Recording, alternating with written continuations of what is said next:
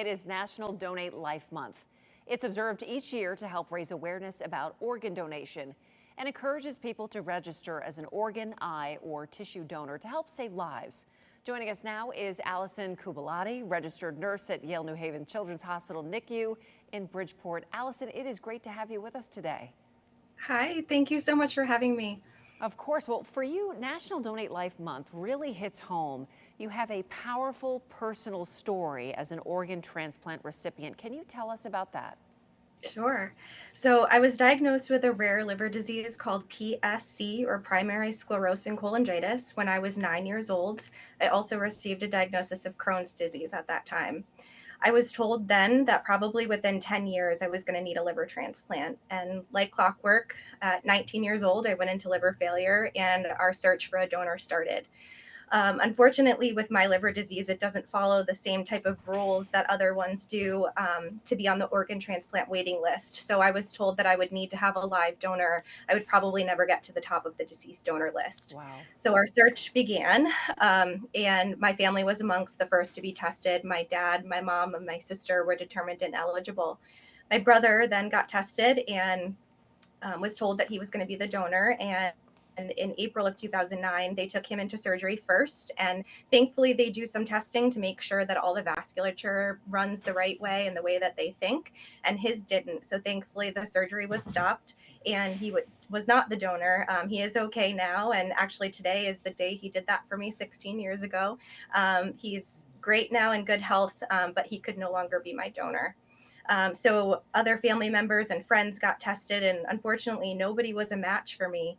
And my mom took it into her hands and wrote a letter pleading for somebody to help her daughter. And it went around my school at the time. I was enrolled at Sacred Heart University, and over 100 people called into the Yale Transplant Clinic on my behalf, which is such a blessing. And a young student, 21-year-old male, who chose to stay anonymous at the time, decided that he was going to get tested, and he was my what I call lucky number 13. And he and I were told that October 8th of 2009 was he was a match for me, and October 19th was our surgery. He wanted to wait until Thanksgiving break because he was in his senior year at Sacred Heart. But my transplant surgeon said she may not make it until then. We have to do it as soon as possible. And my mom did ask the day of my surgery, based on how things looked, how long do you think she would have had? And he said probably 2 to 3 months.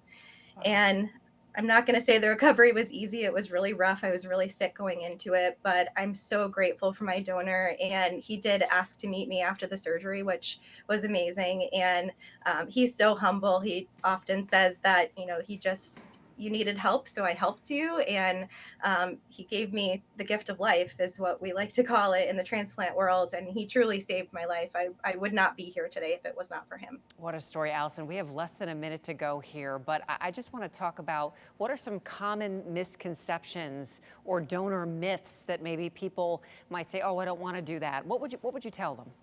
Sure. Well, now I'm a nurse in the neonatal ICU at Bridgeport Hospital, which I'm so excited. It's been a dream of mine to do that. And I've been a nurse now for almost 11 years. And a big thing that I hear amongst people, even in the healthcare world, is that they don't want to sign up to be a donor because they feel if something happens to them, the medical team will not save them because they want the organs for other people, and that's simply not true. We take an oath as a healthcare worker to do no harm and to save the patients that come into us, and we don't even know who's an organ donor when they come in. And that's probably the biggest myth that I hear. And live donation is really awesome. It's a gift, and my donor is alive and well. He gave me over 60% of his liver, and it regenerates the liver, and it's amazing. And he lives a full life. He's married with 2 kids, and I'm living my full life, and it's really incredible. Real quick before we go, how can people become donors? What do they have to do? So you can sign up a lot of different ways. Of course, through the DMV with that little heart on your license. You can also go to Donate Life, the Donate Life website, and you can also go to the Yale Transplant website and you can sign up there. We really appreciate you sharing your powerful story today. Allison Kubalati, she's a registered nurse at Yale New Haven Children's Hospital in Bridgeport. Thank you for your time today. Thank you so much. All right, take care.